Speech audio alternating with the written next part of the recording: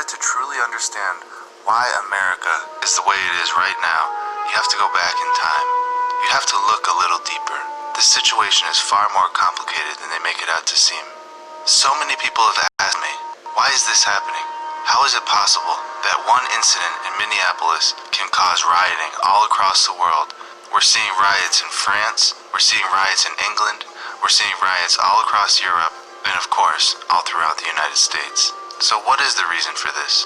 Well, before we get into this interview from 1984, I'm going to leave you with some words from Malcolm X. This was recorded in 1963. The white liberal differs from the white conservative only in one way. The liberal is more deceitful, more hypocritical than the conservative. Both want power, but the white liberal is the one who has perfected the art of posing as the Negro's friend and benefactor. And by winning the friendship and support of the Negro, the white liberal is able to use the Negro as a pawn or a weapon in this political football game that is constantly raging between the white liberals and the white conservatives.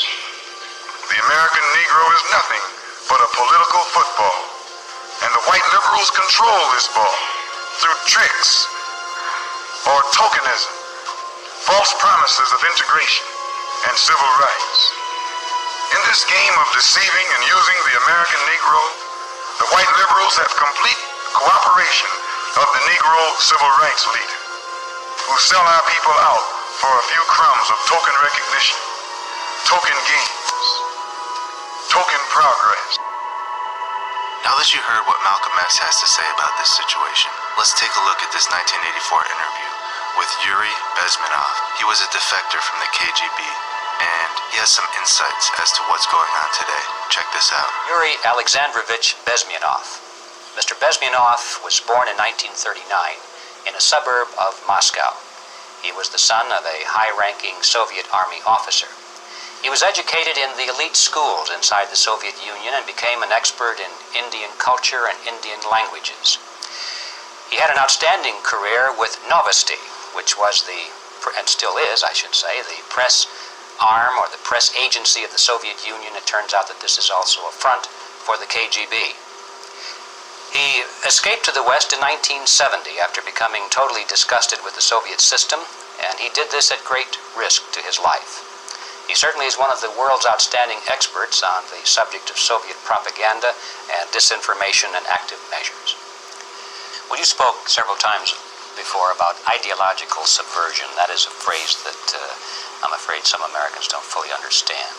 When the Soviets use the phrase ideological subversion, what do they mean by it?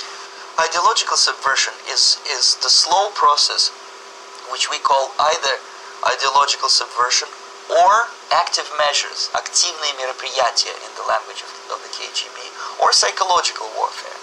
What it basically means is to change the perception of reality of every American to such an extent that despite of the abundance of information, no one is able to come to sensible conclusions in the interests of defending themselves, their families, their community, and their country. It's a great brainwashing process which goes very slow, and it's divided in four basic stages. The first one being demoralization. It takes from 15 to 20 years to demoralize a nation. Why that many years?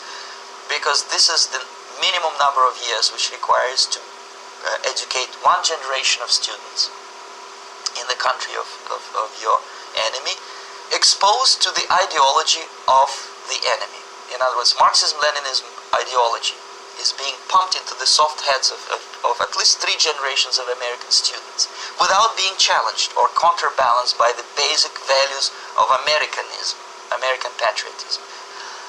The demoralization process in the United States is basically completed already. For the last 25 years, actually it's overfulfilled, because demoralization now reaches such areas where previously not even Comrade Andropov and all his experts would even dream of such a tremendous success. Most of it is done by Americans to Americans, thanks to lack of moral standards. As I mentioned before, exposure to true information does not matter anymore. A person who was demoralized is unable to assess true information. The facts tell nothing to him.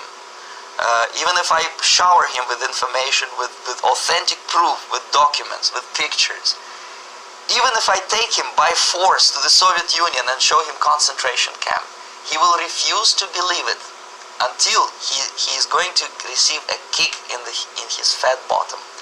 When a military boot crashes his balls, then he will understand, but not before that. That's the tragic of the situation of demoralization.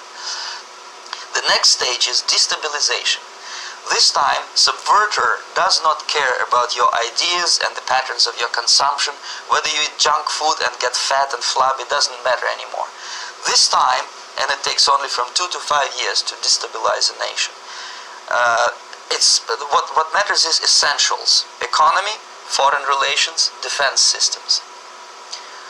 And you can see it quite clearly that in some areas, in such sensitive areas as defense and economy, the influence of Marxist-Leninist ideas in the United States is absolutely fantastic. I could never believe it 14 years ago when I landed in this part of the world, that the process will go that fast.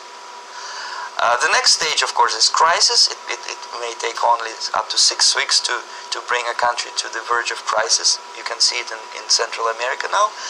And after crisis, with a violent change of power, structure, and economy, you have so-called the period of normalization. It may last indefinitely. Normalization is a cynical expression borrowed from Soviet propaganda. When the Soviet tanks moved into Czechoslovakia in '68, Comrade Brezhnev said, "Now the situation in brotherly Czechoslovakia is normalized." This is what will happen in the United States if you allow all these schmucks to bring the country to crisis, to promise people all kind of goodies and the paradise on earth, to destabilize your economy, to eliminate the principle of free market competition, and to put a big brother government in Washington, D.C., with benevolent dictators like Walter Mondale, who will promise lots of things, never mind whether the promises are fulfillable or not.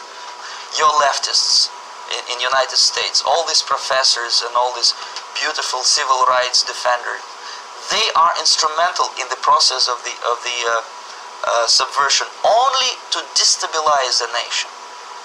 When their job is completed, they are not needed anymore. They know too much.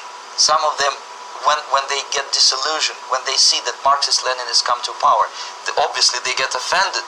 They think that they will come to power. That will never happen, of course. They will be lined up against the wall and shot. But they may turn into the most bitter enemies of Marxist-Leninists when they come to power. And that's what happened in Nicaragua. You remember most of these former Marxist-Leninists were either put to prison or one of them split, and now he's working against Sandinistas.